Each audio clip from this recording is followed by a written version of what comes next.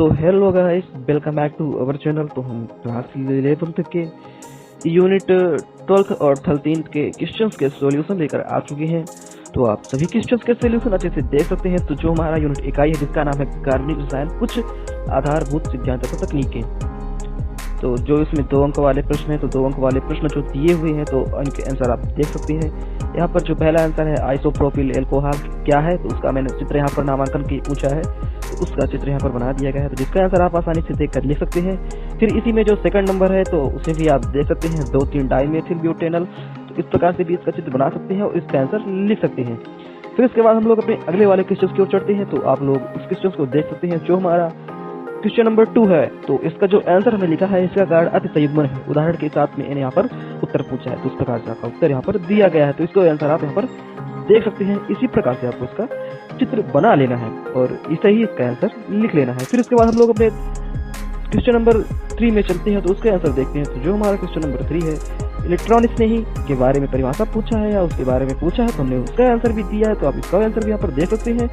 और उसके बाद हम लोग अपने उदाहरण को भी देखते हैं, इलेक्ट्रॉन स्नेही के उदाहरण को भी आप देख सकते हैं और इसका आंसर यहाँ पर लिख सकते हैं। फिर इसके बाद हम लोग अपने अगले वाले प्रश्न, इसी प्रश्न में जो नाभिक स्नेही करके दिया हुआ है, तो इसका भी आंसर आप यहाँ पर लिख सकते हैं और इसका उदाहरण भी यहाँ पर लिखा हुआ है। तो जो लोग चैनल में हो तो चैनल को सब्सक्राइब कर दे और वीडियो को लाइक कर ले, और जो हमारा क्वेश्चन है इस क्वेश्चन को देख ले और वीडियो को रोक कर सभी क्वेश्चन के आंसर यहाँ पर लिख सकते हैं। तो हम फिर अपने अगले वाले क्वेश्चन की ओर पढ़ते हैं।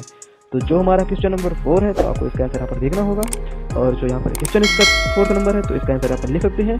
तो क्वेश्चन में पूछा था कि ये जो चार यौगिक दिए, तो इनमें से पूछा था कि इनमें कौन से नाभिक स्नेही है और कौन से इलेक्ट्रॉन स्नेही है। तो इस प्रकार से हमने इसका दोनों का आंसर यहाँ पर दे दिया है। तो इसके बाद आप लोग फिर देख सकते हैं क्वेश्चन नंबर जो हमारा 5 है, तो उसका आंसर भी आपको लिखना होगा। कार्बोकेटायनों का स्थायित्व लिखिए। तो यहाँ पर हमने इसका आंसर विस्तार से लिखा है। 2 अंक का प्रश्न है यहाँ पर, तो आप उसके हिसाब से भी उत्तर लिख सकते हैं। तो उसके हिसाब से भी आपको आंसर बताया जाएगा। तो यहाँ पर आप इतना भी लिख सकते हैं जितना हिंदी लिखा है। इसका स्थायित्व प्राथमिक से तृतीयक की ओर चलने पर बढ़ता है। उसमें पूछा था प्रथम तृतीयक और तृतीयक के हिसाब से आपको कार्बोकेटायन और तथा एक और जो दिया था कार्बो एनायन का स्थायित्व का वर्णन कीजिए, बताइए उसके बारे में। तो हमने यहाँ पर इसका आंसर दे दिया है, उदाहरण के सहित पूरा विस्तार के साथ दे दिया है। तो आप अपने हिसाब से आंसर को लिख सकते हैं। फिर इसके बाद इसका जो उदाहरण दिया हुआ है, सामान्य रूप से ये किसी ओर चलता है, किसी ओर इसका क्रम होता है, तो उसके लिए भी हमने यहाँ पर उदाहरण दे दिया है। फिर इसके बाद इसी क्वेश्चन में आपको देखना है जो कार्बो एनायन का स्थायित्व जो दिया हुआ है, तो इसको भी आपको हिंदी लिख लेना है, पूरा अच्छे से समझ लेना है। और इसके बाद आपको जो इसका उदाहरण दिया हुआ है, तो इस उदाहरण को भी लिख लेना है, स्थायित्व का क्रम। फिर यहाँ पर जो सामान्य रूप से विभिन्न कार्बो एनायनों के स्थायित्व का क्रम निम्नलिखित होता है, तो इसको भी हमने यहाँ पर लिख दिया है। तो इसको भी आप यहाँ पर लिख सकते हैं। फिर इसके बाद हम लोग अपने अगले वाले क्वेश्चन की ओर बढ़ते हैं। तो आप क्वेश्चन नंबर 6 को देख सकते हैं और इसका आंसर अच्छे से लिख सकते हैं। तो अच्छे से इसको वीडियो को रोक करके इसका आंसर लिख लीजिए। इसका आंसर जो आगे और दिया है, तो उसको भी आपको लिखना होगा। यहाँ पर इसका आगे और दिया हुआ है, उसको भी आप अच्छे से देख कर लिख सकते हैं। फिर इसके बाद हम लोग अपने अगले वाले क्वेश्चन को देखेंगे, तो आप उसको भी लिख लीजिएगा। तो अगले वाला जो हमारा क्वेश्चन है, तो उसको भी आप लिख लीजिए इसी प्रकार से। प्राय कार्बन युग्म बंध युग के वे यौगिक जिनमें युग्म बंधित कार्बन परमाणु में जुड़े 2 परमाणु या समूह भिन्न प्रकार के होते हैं। इस प्रकार से आपको पूरी परिभाषा को लिख लेना है और इसका पूरा सॉल्यूशन कर लेना है सभी क्वेश्चन के। तो हम लोग अपने अगले वाले क्वेश्चन को देखते हैं। तो जो हमारा क्वेश्चन नंबर 8 है, तो उसका आंसर आपको देख लेना है। आबंधहीन अनुनाद किसे कहते हैं? तो जो इसका एग्जैक्ट आंसर जो इसकी परिभाषा होगी, तो हमने इसे यहाँ पर लिखा दिया है। जिन संरचनाओं में कार्बन और हाइड्रोजन परमाणु में कोई आबंध नहीं होता, अर्थात जो कार्बन और हाइड्रोजन के बीच बंध बनता है, जिसे हम लोग आबंध कहते हैं हिंदी में, जो बंध होता है, जो बॉन्ड जिसे बोलते हैं, यदि वो बॉन्ड नहीं रहेगा तो वो बॉन्डहीन रहेगा, अर्थात आबंधहीन रहेगा। इसलिए अतिसंयुग्मन को कभी कभी आबंधहीन अनुनाद कहते हैं। इस प्रकार से इसकी परिभाषा आपको लिख देना है, यही इसका राइट आंसर हो जाएगा। फिर इसके बाद हम लोग अपने अगले वाले क्वेश्चन को देख लेते हैं। तो इसका आंसर आप यहाँ पर लिख सकते हैं। प्रेरिक प्रभाव और इलेक्ट्रोमैग्नेटिक प्रभाव, इस प्रकार से दोनों के 2 नंबर का क्वेश्चन है। तो आप इसमें से दो कहीं कोई भी लिख सकते हैं। हमने यहाँ पर 4 अंतर लिखवा दिए हैं, तो आप 4 अंतर में से 2 अंतर लिख सकते हैं। फिर उसके बाद हम लोग अपने अगले वाले आंसर को देखते हैं। तो जो हमारा आंसर नंबर 10 है, तो 10 को आपको अच्छे से देख लेना है। तो 10 का आंसर देख लेने के बाद आपको अगले वाले आंसर को देखना होगा। तो जो हमारा अगला वाला आंसर है, तो इसको आप देख सकते हैं अच्छे से। इसमें क्रियात्मक समूह समवेता पूछा है, तो इस आंसर को आप लिख लेंगे अच्छे से। यहाँ पर अच्छे से इसको लिख लेने के बाद हम लोग अपने अगले वाले आंसर को देखेंगे। अभी हमारा इसका स्थान समवेता भी इसी क्वेश्चन में है और उदाहरण भी इसका दिया हुआ है, जिसको भी आपको पूरा लिख लेना होगा। पहले आप क्रियात्मक समूह समवेतक के बारे में लिख लेंगे। फिर उसके बाद आपको इसका स्थान समवेतक के बारे में लिखना होगा, पूरी परिभाषा। इसका परिभाषा लिख लेने के बाद जो उदाहरण है तो उदाहरण भी आपको लिख लेने हैं। तो उदाहरण लिख लेने के बाद हम लोग अपने अगले वाले क्वेश्चन के आंसर को देखते हैं। तो जो हमारा बेंजल्डिहाइड है तो इसका आंसर यहाँ पर ये दिया हुआ है। यहाँ पर इसको नहीं देखिएगा क्योंकि यहाँ पर ये थोड़ा गलत हो गया है, तो इसको रहने दीजिएगा। ये यहाँ पर इसका आंसर अच्छे से कर दिया गया है, तो इसको आप देख सकते हैं। फिर उसके बाद हम लोग 12th नंबर में जो सेकंड पार्ट है तो उसको आप देखते हैं। इस प्रकार से एसीटोन की संरचना आपको बना देनी है। और इसी के बाद 12th नंबर में जो हमारा तीसरा है तो उसको भी आपको बना देना है। इसकी संरचना भी आपको बना देनी है। जो एसीटेट करके है, इथाइल एसीटेट जो करके दिया हुआ है, तो इसका भी आपका संरचना यहाँ पर बना देनी है। फिर इसी के बाद जो हमारा क्वेश्चन नंबर कौन सा था, 12 था। और 12 के बाद जो इसी में यहाँ पर 4 लिखा गया है, तो इसे आप रोमन संख्या में लिख सकते हैं।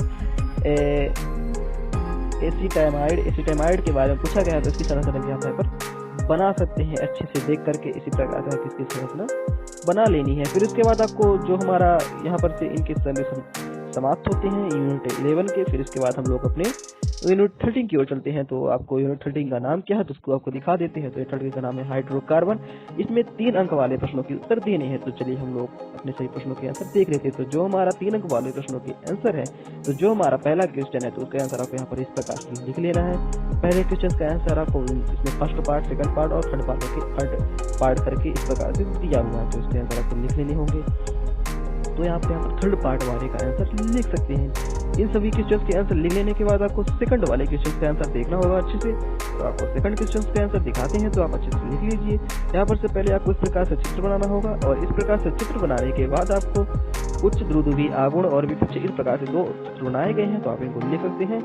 और यहाँ पर जो इसकी हिंदी लिखी गई है तो इसको आपको लिख लेना है। तो इसकी प्रश्न 3 नंबर का है और इसके सभी प्रश्न अच्छे से लिखने हैं। तो आपको इसको लिख लेने के बाद हम लोग अपने अगले वाले क्वेश्चन को पढ़ते हैं। तो जो हमारा क्वेश्चन नंबर 3 है उसका आंसर आपको यहाँ पर लिखा गया है। बेंजीन का अतिस्फाइड अनुनाद या 7 इलेक्ट्रॉनों के विस्थानीकरण के कारण होता है। इस प्रकार से पूरा आंसर आपको लिख लेना है इसका। इस प्रकार से पूरा आंसर लिख लेने के बाद आपको हमारे क्वेश्चन अगले में बढ़ना होगा। तो जो हमारा अगला क्वेश्चन है तो एरोमेटिक तत्व के बारे में के लिए अणु को निम्न शर्तों का पालन करना होता है। इस प्रकार से इसका आंसर यहाँ पर लिखा गया है। तो यहाँ पर इसके 3 कारण लिखे गए हैं, तो आपको इनको अच्छे से लिख लेना है। तो यहाँ पर जो पहला कारण है उसको आप देख लीजिए और पहले कारण को अच्छे से लिख सकते हैं। फिर इसमें सेकंड कारण भी दिया गया, तो सेकंड कारण को भी आप लिख सकते हैं। और इसके बाद फिर तो जो थर्ड दिया हुआ था इसको भी आप अच्छे से लिख लीजिए, उसी क्वेश्चन का आंसर है। फिर अपने अगले वाले क्वेश्चन की ओर बढ़ते हैं। तो जो हमारा क्वेश्चन नंबर 5 होगा, यहाँ पर 6 है तो 5 आपको दिखाते हैं। लास्ट में किया है हमने, तो इनको क्वेश्चन को आपको दिखाना होगा। जो हमारा 5 नंबर क्वेश्चन है तो उसको आपको यहाँ पर दिखाऊंगा बाद में आकर। क्वेश्चन नंबर 10 भी, क्वेश्चन नंबर 12 भी, पर पहले हम 6 को देख लेते हैं। तो 6 वाले क्वेश्चन के आंसर आपको देखने होंगे। यहाँ पर जो हमारा क्वेश्चन नंबर 6 है तो इसको आप देख लीजिए। क्वेश्चन नंबर 6 जो यहाँ पर दिया हुआ है तो इसको आंसर को आपको देख लेना है और अच्छे से इसका आंसर लिख लेना है। इसका आंसर लिख लेने के बाद हम लोग अपने अगले वाले क्वेश्चन के आंसर देखेंगे। तो जो हमारा क्वेश्चन नंबर 7 है तो इसका आंसर आपको अच्छे से दिखाया जाएगा, तो आप इसको अच्छे से देखकर लिख लीजिएगा साफ से। तो यहाँ पर इसे लिखा गया है, तो आपको इसी प्रकार से इसका आंसर लिख लेना है। पहले इतना लिख लेना है और इसके नीचे जो दिया गया है तो इसके नीचे भी आपको दिखाया जाएगा। तो इस प्रकार से इसके नीचे भी किया गया है, तो आपको इसके नीचे भी इस प्रकार से लिख लेना है। फिर इसको मैं थोड़ा छोटा कर देता हूँ, वीडियो की क्वालिटी बढ़ा लीजिएगा ताकि आपको अच्छे से क्वेश्चन के आंसर दिख सके। तो इस प्रकार से हमने शुरू से किया था अपने का आंसर, तो इस प्रकार से आगे से हमने इसे और इस प्रकार से कर लिया है। इस प्रकार से इसका आंसर हो जाने के बाद हम लोग अपने अगले वाले क्वेश्चन पे बढ़ते हैं। तो हमारा क्वेश्चन नंबर 8 है, तो क्वेश्चन नंबर 8 को भी आपको यहाँ पर देखना है अच्छे से। तो क्वेश्चन नंबर 8 के बारे में जो हमने यहाँ पर पहले लिखा है तो इसको आपको लिख लेना है। इस प्रकार से इसको लिख लेने के बाद इसका आंसर जो यहाँ पर हिंदी से लिखा गया है तो इसको भी आपको अच्छे से लिख लेना है। इसको लिख लेने के बाद आपको क्वेश्चन नंबर 9 को देखना है। तो क्वेश्चन नंबर जो हमारा 9 है इसको आंसर को आपको देखना है अच्छे से। क्वेश्चन नंबर 9 का आंसर देख लेने के बाद आपको अच्छे से अगले वाले क्वेश्चन का आंसर दिखाया जाएगा, तो उसको आंसर को भी आप लिख लीजिएगा। तो ये जो हमारा अगला क्वेश्चन है तो इसको आप लिख सकते हैं अच्छे से। तो क्वेश्चन नंबर जो हमारा 11 है, जो 10th नंबर क्वेश्चन का आंसर वो आगे दिखाया जाएगा आपको इसी वीडियो में। तो आप क्वेश्चन नंबर 11 को पहले अच्छे से लिख लीजिए। और जो हमारा क्वेश्चन नंबर 11 है तो इसको आप इस प्रकार से लिख सकते हैं इसका पूरा आंसर। और आगे इस प्रकार से और किया गया है तो इसको आपको पूरा लिख लेना है इस प्रकार से करके। और वीडियो को मैं थोड़ा छोटा कर दे रहा हूँ, तो आप इस प्रकार से लिख लेंगे। फिर इसके बाद जो हमारा क्वेश्चन नंबर 5 है, आ गया है यहाँ पर। तो क्वेश्चन नंबर 5 को अच्छे से लिख लेना है इस प्रकार से बनाकर।